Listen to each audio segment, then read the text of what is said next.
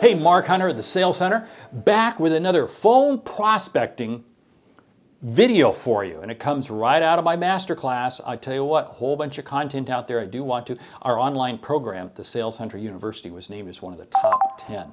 Really, it's that powerful, it's that good. And we have a new course out there on phone prospecting. I really suggest you check it out. Just go to my website, thesaleshunter.com. So how do you build a prospecting campaign? How do you build a telephone prospecting campaign? Number one, you've got to have a cadence. Cadence, that's your strategy, that's your plan, that's your process. What you're going to be using is, what are the number of calls I'm going to be making? What's the frequency of the calls I'm going to be making? What's the messaging? What are all those elements that go into play? And once I build that cadence, I stick with it. This is the blueprint. You would not build a building, you would not build a house without having architectural plans. Same thing with your prospecting plan. You want to make sure that you have your architectural drawings, you have your design laid out. And you know what's very interesting? When you look at an architectural design for a building or a house, there's always one image there of what it's going to look like when it's completed. Same thing. This is what you're crafting in your mind. You're crafting in your mind. This is what a successful phone call is going to look like. This all goes into your cadence. Number two, ICP. You see, you got to know who your ICP is. Now, what's ICP? Ideal Customer Profile. I stress this, I stress this, I stress this, and I can't stress it enough. Too much time is wasted because we're making phone calls, spending cycles, trying to reach people who do not line up with our ICP. The tighter you have your ICP, the more successful you're going to be. Very, very simple. Again, I've got a course out there on ICP. I suggest you grab it. It'll help you with it. Number three, CTA. What's your CTA? Call to action. It's not Chicago Transit Authority. It's call to action. What is this? This is about when I call you, this is what I want the next step to be. Now, the next step might be just to get an appointment because I'm calling you, I'm interrupting you. You probably don't have time for me.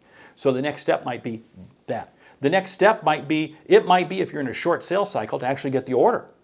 The next clear call to action might be to have you sign up for this webinar where I'll be participating with you.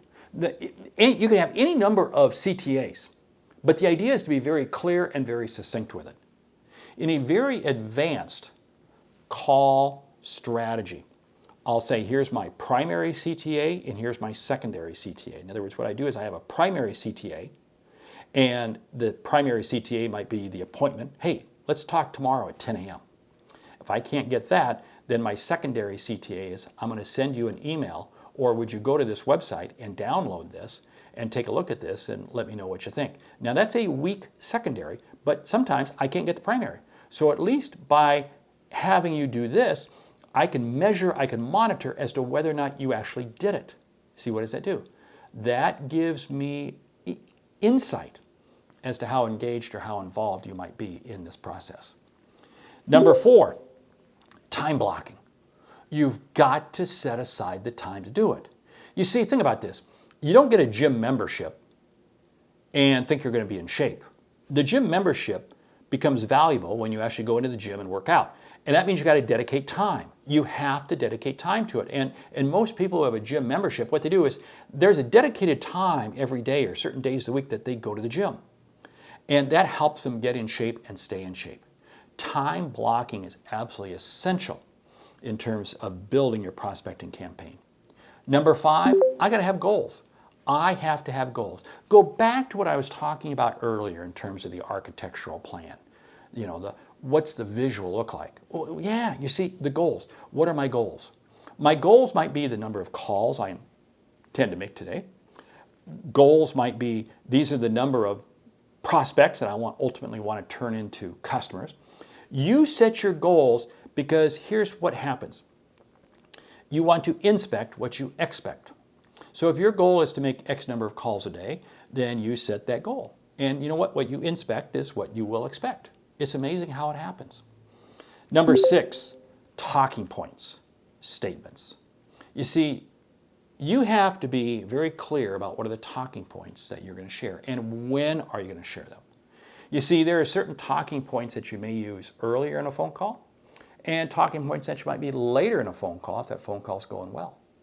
You see, but you got to be very clear with that and confident, Because what does this allow you to do?